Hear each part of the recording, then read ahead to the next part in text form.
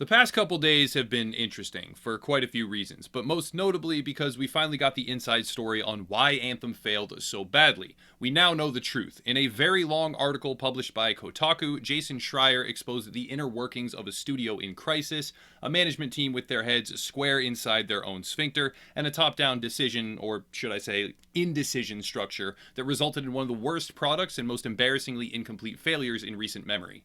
I don't always care for Jason Schreier's work. I often disagree with it, and suffice it to say, by and large, I view Kotaku itself to be a refuge for hacks and political propagandists. But this article, this one, had some bombshells. Jason has written one of the most well-constructed pieces of investigative games journalism I have had the pleasure of reading in a very long time, and that deserves to be stated explicitly. I highly recommend anyone out there at all interested in the subject to check out the piece. I will link it down below in the description. Now, within the article, there are a number of compelling talking points, which I would normally address individually one by one, but yet another dedicated Anthem video feels like the wrong call at this time, so instead I will hone in on one particular section which pertains to the game's E3 2017 reveal trailer and will tie into the industry at large to present an overarching position. To start with, though, to begin with, I'd like to step back through time to E3 2014. At E3 2014, there was a game trailer for the one and only Tom Clancy's The Division. Any longtime subscribers will know that I have thousands of hours in that game and I covered it extensively, but I will also never pull punches regarding the horrible pre-release lies that the player base was subjected to, and that is the topic for today. The E3 reveal in 2014 was unbelievable. Literally. I'm not using that as a hyperbolic term here. It was unbelievable in the sense I quite literally did not believe the game would ever or could ever get even remotely close to what was advertised. In the background right now, I am showing some of the reveal footage. Of course, at the time, I was called a negative asshole, told to be more positive, etc., and this was well before I had a YouTube channel, so it was on a local level rather than a large group of players. Well, the original Division game never ended up getting even close to that reveal. Core gameplay mechanics were just gone. The entire world was drastically downgraded. Seemingly integral principles in the trailer were entirely different, and overall, to be quite plain, it was not the same game that was advertised. There are a lot of different factors that contributed to the negative initial reception of the original Division game. There were glitches, errors, quality of life oversights, server issues, hacking, and so much more. But I have to believe that a large part of the problem was the fact that the final game version was just a pale shadow of what it had been advertised as years earlier. Of course, not a lot of players were truly harkening back and articulating that their frustration was because of far-off pre-release lies, but on a subconscious level, anyone who had been following the game since that point was well aware of how horribly the marketing material had been fabricated. Being sold a bill of goods and then not getting even close to what was advertised is not only illegal in most retail industries, it is infuriating for customers. It is the perfect example of a primed reaction, and that's a key word here. After having seen something, let's call it product X, expectations are built up, and upon receiving an alternative product, let's call it product Y, the buyer, or in this instance player, is already positioned to be on edge through subliminally broken promises. It would be one thing if the customers had simply hyped up the game on their own to an unrealistic point. That also happens, and in such cases, it is the buyer's own fault. Realism in terms of expected results is paramount, but when the actual world reveal marketing and persistent advertising is an outright lie, well, it does not guarantee backlash and failure, but it certainly sets the stage for it. Now, for the perfect antithesis of the original Division game, we can look no further than the sequel. The Division 2, recently hitting the scene, has seen overwhelmingly positive reception. It's almost cult-like at this point, which is annoying as all fuck, to be honest with you.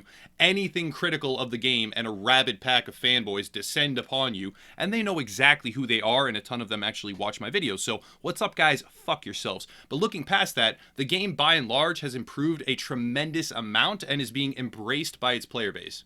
The biggest difference I want to discuss, though, pushing past mechanical improvements or design choices, which do matter but are not the main focus for today's video, the main point is pre-release marketing. There is a colossal difference between what the original Division did and what the sequel ended up doing. Where the first game offered a fake-ass scripted gameplay fabrication, the sequel showed literal gameplay of an actual physical product and brought a matching demo that everyone at the convention could physically try.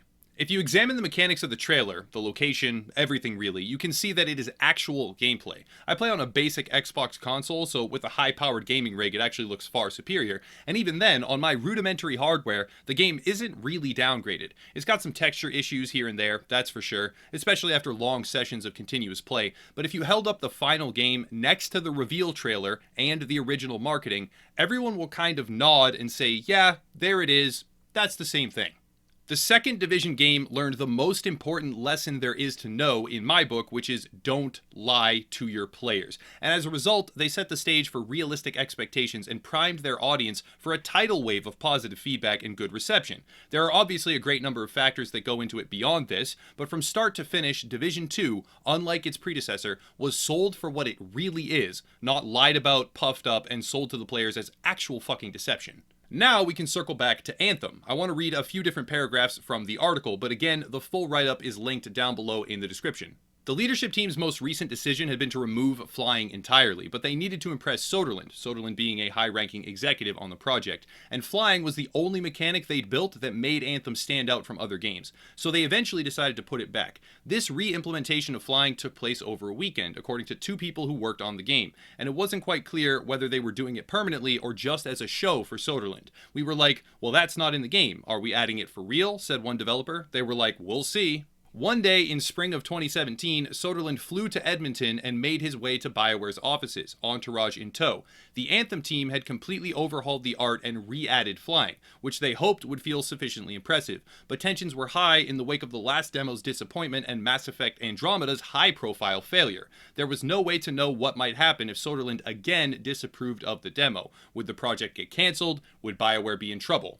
One of our QA people had been playing it over and over again so that they could get the flow and timing down perfectly, said one person who was involved. Within 30 seconds or so, the EXO jumps off and glides off this precipice and lands. Then, according to 2 people who were in the room, Patrick Soderlund was stunned. He turned around and goes, "That was fucking awesome, show it to me again," said one person who was there. He was like, "That was amazing, it's exactly what I wanted."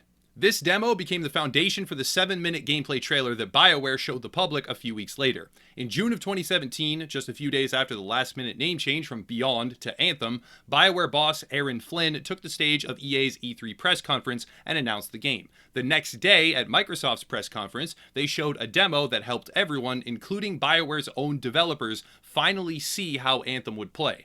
What the public didn't know was that even then, Anthem was still in pre-production. Progress had been so slow that the demo was mostly guesswork, team members say, which is why the Anthem that actually launched looks so drastically different than the demo the team showed at E3 2017. In the real game, you have to go through a mission selection screen and a loading screen before you can leave your base in Fort Tarsis. In the demo, it all happens seamlessly. The demo is full of dynamic environments, giant creatures, and mechanics that bear little resemblance to the final product, like getting to see new loot when you pick it up rather than having to wait until the end of a mission. Here's the important part. After E3, that's when it really felt like, okay, this is the game we're making, said one Anthem developer, but it still felt like it took a little while to get the entire team up to speed. It was also kind of tricky because there were still a lot of question marks. The demo was not actually built properly. A lot of it was fake, like most E3 demos. There were a lot of stuff that was like, oh, are we actually doing this? Do we have the tech for that? Do we have the tools for that? To what end can you fly? How big should the world be? That is where the problem is. Do we even have the tech for that?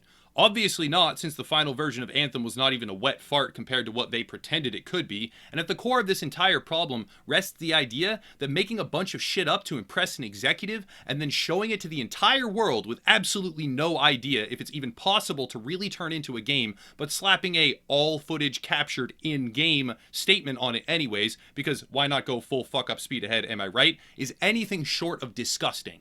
Anthem had a long list of issues, but setting the stage like a snake oil salesman of old and practically scamming the over-eager player base while executing a marketing tactic that is legitimately illegal in other subsets of the retail industry was one of the largest and persistently haunting issues that the game had. Would the game have been received in a positive way had they never lied outright? Still probably no, but it damn sure wouldn't have been as bad. A Bioware lead at one point said, "Lying is sometimes the cost of transparency," referring to the idea that when you show what you have all the time and then things change, which they always do, it results in some broken expectations. But that's a total fucking lie, because we know now, based on the reports of well over a dozen of Bioware's own staff, that the whole E3 trailer and reveal was just made up. The main Bioware staff didn't even know what was in it, and it was done to impress an executive, and then they tried to make what they had promised. So this isn't an honesty turned untrue because of organic change type of scenario. This is a lie to cover up more lies, to cover up a culture of liars. To further underline this point, here is a statement made by Bioware regarding the article that Jason Schreier wrote mere hours after it went live. I'll spare you reading the entire statement, but it essentially denies everything. Says they don't want to tear people down or target individuals, which isn't what the article even did, and then they pretend that the development atmosphere is perfectly fine and dandy surrounding Anthem and other projects. Basically, it screams, we are plugging our ears, la la la la la, not gonna listen, not gonna learn from our own mistakes. It's honestly disgusting and depressing. The issue of false advertising runs deep within the gaming industry. It goes all the way to physical products when you consider the canvas bag situation that Fallout 76 brought to the stage, but more often it ends up plaguing average gamers as they get sucked into the industrial hype machine. To go on a tangent here, it's normal to make a good product look a little bit better for the sake of advertising and marketing. You see it all the time in other industries. Let's take fast food, for example. You can make a burger look a little bit better for a commercial. But when you have a bad product or a non-existent product, something that does not exist, you do not have, you have no idea whether or not it's even possible, to make something like that look fucking amazing and sell it as if it's real and pretend that it's real, that's unacceptable. You can make something average look a little better or something good look great, but you can't make something horrible, terrible, or non-existent look amazing like it's the second coming of Christ. I'm not sure many players will remember it, but there was a game called Brink at one point which looked interesting right at the height of the parkour phase where it had appeared in the Bond films and was becoming widely popular.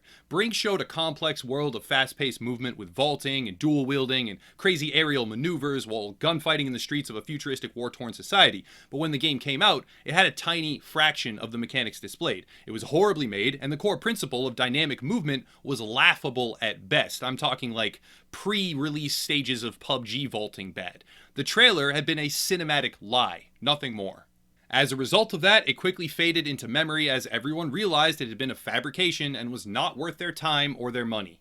A game like Watch Dogs overpromised and underdelivered in a great many categories, and in fact Ubisoft, the publisher behind Watch Dogs and the original Division game, is well known for their aggressive downgrades between the initial trailers and marketing to then the final product. But with the recent emphasis on only showing what truly exists we have seen coming from specifically Division 2, maybe they have finally learned a lesson.